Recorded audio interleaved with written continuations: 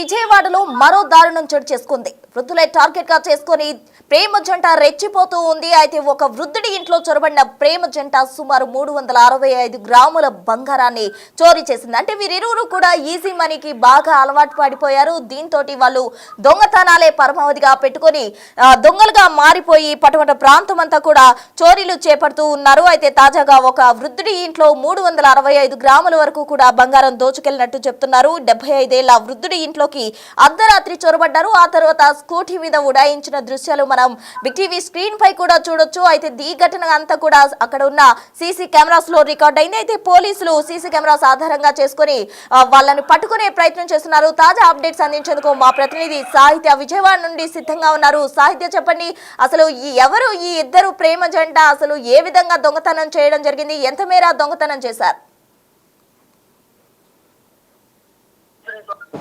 Subject దీని మీద కదా ఈ బ్యాక్గ్రౌండ్ ఇచ్చేస్తున్నాం, ఎందుకంటే బర్నింగ్ వచ్చేస్తుంది. వాయిస్ బ్రేక్ అవుతుంది. ఇటు వచ్చి అంటున్నాను, ఎంతవరకు దొంగతనం చేశారు ఇద్దరు కలిసి? ఈ బ్యాక్గ్రౌండ్ ఇచ్చాను. విజయవాడలో ఏదైతే దారుణం చోటు చేసుకుందో దొంగతనానికి సంబంధించి కూడా పటమట పోలీస్ స్టేషన్ పరిధిలో ఏదైతే ఉంటుందో ఫన్ టైమ్స్ క్లబ్ రోడ్ లో ఉన్నటువంటి ఒక వృద్ధుడి నివాసంలో తాజాగా ఒక దొంగతనం చేసినట్టుగా కూడా సమాచారం అంతా ఉంది. గతంలో కూడా ఏదైతే దొంగతనం జరిగి ఒక వృద్ధుడిని పని మనిషి మర్డర్ చేసినటువంటి విషయం మర్చిపోకముందే ఇంకొక సంఘటన చోటు చేసుకుందని చెప్పొచ్చు. అయితే ఇదే దిశగా కూడా పోలీసులు అక్కడ ఏదైతే దొంగతనం జరిగిందో ఆ దొంగతనానికి సంబంధించిన పూర్తి వివరాలు సేకరించి ఆ తర్వాత దర్యాప్తు చేస్తున్న నేపథ్యంలో కూడా సీసీటీవీ కెమెరా విజువల్స్ అయితే కనుక బయటకు వచ్చాయి. ఆ సీసీటీవీ కెమెరా ఫుటేజ్ విజువల్స్ చూస్తే ఇద్దరు ప్రేమ జంటనే ఈ దొంగతనానికి పాల్పడినట్టుగా కూడా సమాచారం అంతా ఉంది. ఆ ప్రేమ జంట కూడా గతం నుంచి కూడా వాళ్ళిద్దరూ ప్రేమికులుగా ఉన్నారు. వాళ్ళిద్దరి వయసు కూడా ఇద్దరు మైనర్లు అని కూడా తెలుస్తా ఉంది. అయితే ఒక ఎవరైతే అబ్బాయి ఉన్నాడో అజయ్ కుమార్, అతని పేరు 19 ఏళ్ళు, అమ్మాయి పేరు గీతిక అని కూడా తెలుస్తా ఉంది. వీళ్ళిద్దరూ కలిసి కూడా ఏదైతే ఈ దొంగతనం చేసినట్టుగా కూడా అర్థమవుతా ఉంది. ఎవరైతే వృద్ధుడు 73 ఏళ్ళు ఉన్నటువంటి శంకర వరప్రసాద్ ఇంట్లో అర్ధరాత్రి 1 గంటలకు చొరపడి ఆ తర్వాత అక్కడ బీరువాలో ఏవైతే బంగారం ఉంటుందో ఆ బీరువాలో ఉన్నటువంటి బంగారాన్ని పగలకొట్టి అంటే చెల్లాచెదురుగా మొత్తం చేసేసి అక్కడి నుంచి 365 గ్రాముల బంగారాన్ని కూడా దొంగతనం చేసినట్టుగా కూడా సమాచారం అంతా ఉంది.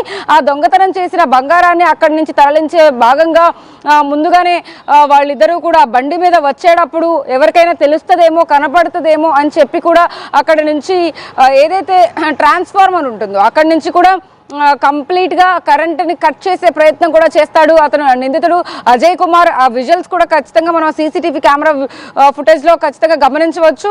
ముందు కరెంట్ వైర్లన్నింటిని కూడా కట్ చేయడం, లేకపోతే ఆ మెయిన్ ఫీజ్ ఏదైతే ఉంటుందో దాన్ని ఆఫ్ చేయడం, అదంతా చేసి అక్కడ నుంచి కూడా అతను దొంగతనానికి వెళతాడు. దొంగతనానికి వెళ్ళిన తర్వాత ఇద్దరు కూడా ఆ బంగారాన్ని జేబులో పెట్టుకొచ్చి దాన్ని బండిలో ఆ డిక్కీలో పెట్టడానికి ప్రయత్నించే విజువల్స్ అన్ని కూడా బయటకు వచ్చాయి. ఇప్పుడు వాళ్ళు ఎటువైపు వెళ్లారు అనే దాని ప్రకారం అయితే కనుక పోలీసులు దర్యాప్తు చేసి ఇప్పటికే ఆ బంగారాన్ని కూడా స్వాధీనం చేసుకున్న పరిస్థితి అయితే ఉంది. వాళ్ళిద్దరూ కూడా కలిసి ఎవరైతే నిందితురాలు గీతిక ఉందో గీతిక అమ్మమ్మ ఇంటికి వెళ్లారు.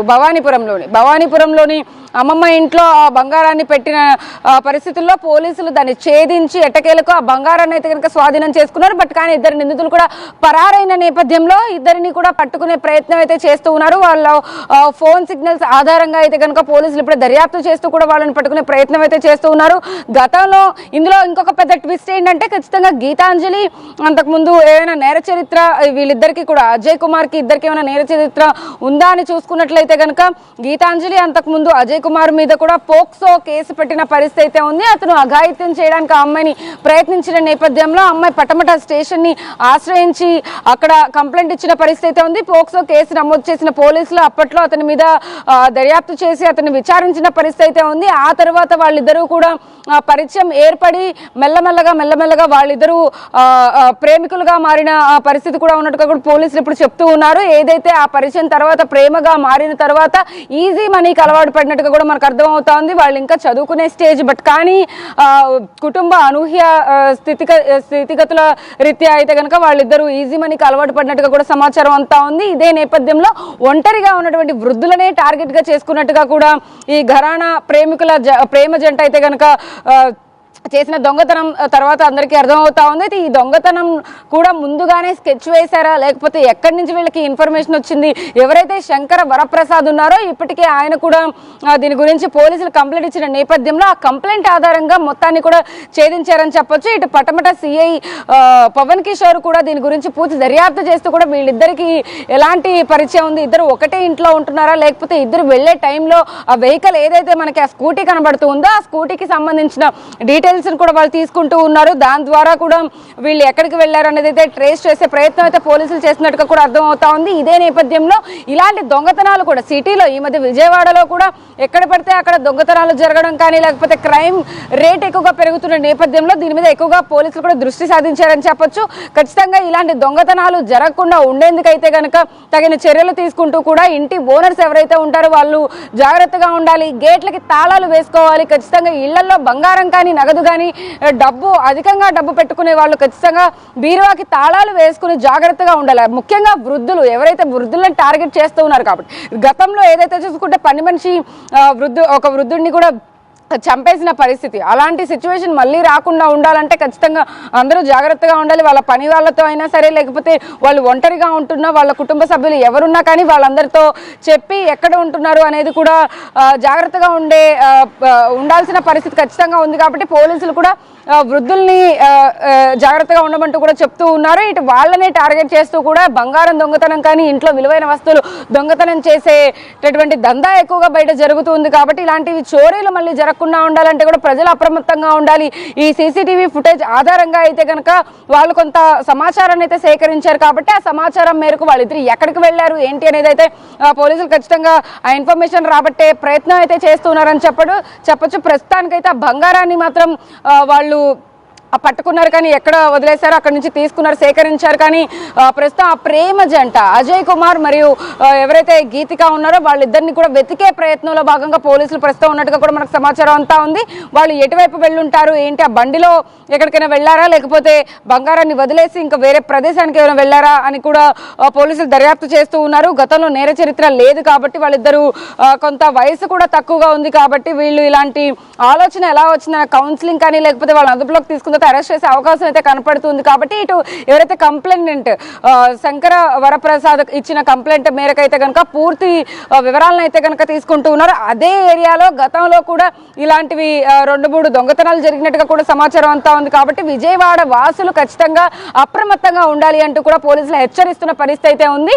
ఎంతవరకు కూడా అంటే సీసీటీవీ కెమెరా ఫుటేజ్లు ఉన్నప్పటికీ కూడా లేకపోతే ఎంత జాగ్రత్తగా ఉన్నా కూడా తలుపులు బద్దలు కొట్టి కూడా దొంగలు వచ్చే అవకాశం ఎంతైనా ఉంటుంది. కాబట్టి వాళ్ళందరినీ కూడా ఖచ్చితంగా జాగ్రత్తగా ఉండమంటూ పోలీసులు చెప్తూ ఉన్నారు. అయితే ఈ కేసులో ప్రత్యేకంగా ఇద్దరి ప్రేమ జంట సంచలనం సృష్టిందని చెప్పొచ్చు. వీళ్ళిద్దరు దొంగతనానికి పాల్పడడం, ఎందుకంటే కష్టపడితే డబ్బులు త్వరగా రావు కాబట్టి ఇలాంటి దొంగతనాలు చేస్తేనే ఎక్కువ డబ్బు సంపాదించవచ్చు అనే దుర్బుద్ధి వాళ్ళకి కలిగినట్టుగా కూడా అర్థమవుతా ఉంది. చిన్న వయసులోనే వాళ్ళు వేరే చోటుకి వెళ్ళిపోయి వాళ్ళు సెటిల్ అయిపోవడం కోసమో లేకపోతే ఆ డబ్బు అంతటినీ కూడా కాజేసిన తర్వాత వీళ్ళు లగ్జరీగా బతకడం కోసము ఇలాంటి పనులకు పాల్పడుతున్నట్టుగా కూడా ఖచ్చితంగా తెలుస్తూ ఉంది. కాబట్టి వీటన్నిటిని వివరాలను కూడా సేకరించిన తర్వాత అయితే కనుక వీళ్ళిద్దరు ఎవరైతే ఉన్నారో వాళ్ళిద్దరిని పోలీసులు అయితే వెతికే పనిలో పడ్డారని చెప్పొచ్చు. ఖచ్చితంగా ఇవాళ సాయంత్రం కానీ ట్రేస్ అయ్యే అవకాశం ఉంది. కాబట్టి వాళ్ళిద్దరిని అదుపులోకి తీసుకున్న అనంతరం అయితే కనుక వాళ్ళని విచారించి ఆ తర్వాత ఏదైతే దొంగతనానికి సంబంధించి కూడా వివరాలన్నీ కూడా వాళ్ళు ఎక్కడి నుంచి వచ్చారు ఏంటి అనే వివరాలన్నీ కూడా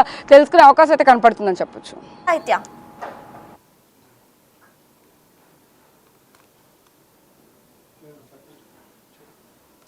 ఇక మొత్తంగా విజయవాడలో ఈ దారుణానికి సంబంధించిన ప్రేమ జంటను అయితే పోలీసులు పట్టుకునే ప్రయత్నంలో ఉన్నారు. సీసీ కెమెరాస్ ఆధారం చేసుకుని పోలీసులు దర్యాప్తు చేస్తున్నట్టు తెలుస్తోంది. గతంలో అజయ్ పై ఫోక్సో కేసు కూడా గీత పెట్టింది. అయితే వీరిరువురు మధ్య ఆ కేసుకు సంబంధించి ప్రేమాయణం స్టార్ట్ అయింది. దాంతో ఈజీ మనీకి అలవాటు పడిపోయిన వీరిద్దరూ కూడా దొంగతనాలు చేస్తూ కూడా డబ్బును సంపాదించుకోవడం అలవాటు చేసుకున్నారు. ఈ క్రమంలోనే ఒక వృద్ధుడి ఇంట్లో చొరబడి 365 గ్రాముల బంగారాన్ని వాళ్ళు దోచుకెళ్లారు. స్కూటీపై ఉడాయించిన వారికి సంబంధించిన దృశ్యాలన్నీ కూడా సీసీ కెమెరాలో రికార్డ్ అయ్యాయి. వాటిని ఆధారంగా చేసుకుని పోలీసులు దర్యాప్తు చేస్తున్నారు. త్వరలోనే వాళ్ళని పట్టుకునే అవకాశం ఉందంటూ కూడా పోలీసులు చెప్పడం జరిగింది.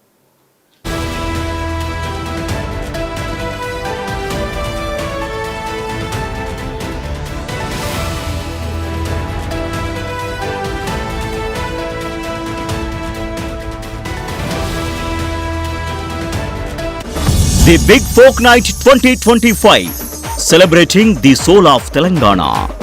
ఆగస్టు 23 సాయంత్రం 6 గంటల నుండి ఎల్బీ స్టేడియంలో. టికెట్స్ బుకింగ్ కోసం ఎంట్రీవాలా యాప్ను డౌన్లోడ్ చేసుకోండి.